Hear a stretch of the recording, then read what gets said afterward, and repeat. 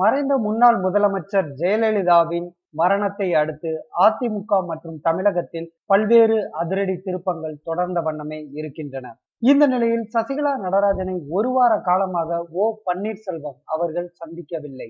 திடீர் என நேற்று சந்தித்தார். அந்த சந்திப்பின் பிறகுதான் ராம மோகனராவ் பத்திரிகையாளர்களிடம் பேசினார். மத்திய அரசாங்கத்தின் மீது மட்டும் குற்றச்சாட்டு வைக்காமல் மாநில அரசாங்கத்தின் மீதும் குற்றச்சாட்டு வைத்தார்.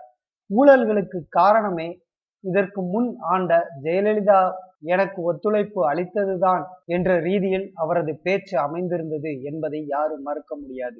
இந்த நிலையில் பன்னீர்செல்வம் மற்றும் சசிகலா நடராஜன் இவர்களது சந்திப்பு மிக முக்கியத்துவம் வாய்ந்ததாகவே அதிமுக வட்டாரங்களில் கருதப்படுகிறது.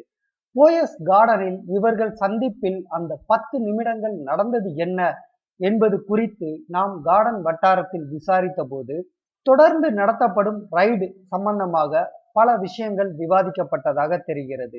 இது குறித்து பன்னீர்செல்வம் சசிகலா நடராஜனிடம் தலைமைச் செயலகத்தில் மத்திய அரசாங்கம் நுழைந்தது தவறுதான் என்று கூறியுள்ளார்.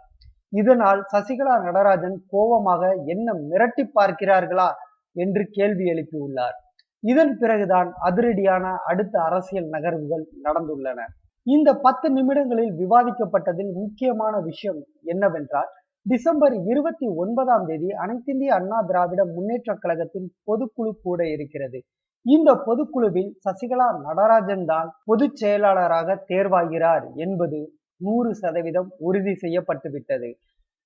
பன்னீர்செல்வம் தரப்பினர் அவரது மாவட்டத்தில் சில பேனர்களை பன்னீர்செல்வம் ஆதரவுக்காக வைத்து வருகிறார்கள். இது குறித்தும் விவாதிக்கப்பட்டதாக தெரிகிறது.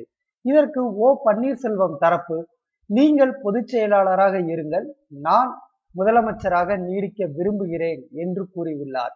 மேலும் சசிகலா நடராஜன் பொதுச் செயலாளராக தேர்ந்தெடுத்த பிறகு தலையாட்டி பொம்மைகளை அமைச்சர்களாக நியமிக்க ஒரு பட்டியல் தயார் செய்யப்பட்டுள்ளதாம்.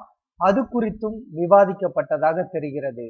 எதுவாக இருந்தாலும் இன்னும் 4.5 ஆண்டுகளுக்கு அடிமைப்பட்டு அசிங்கப்பட போகிறது தமிழகம் என்பது யதார்த்தமான உண்மை. மேலும் அதிமுகவின் பொதுக்குழுவில் என்னென்ன திட்டங்கள் வகுக்கப்பட்டு உள்ளன என்பது குறித்த செய்திக்குறிப்பை அடுத்த செய்திகளில் வெளியிடுகின்றோம்.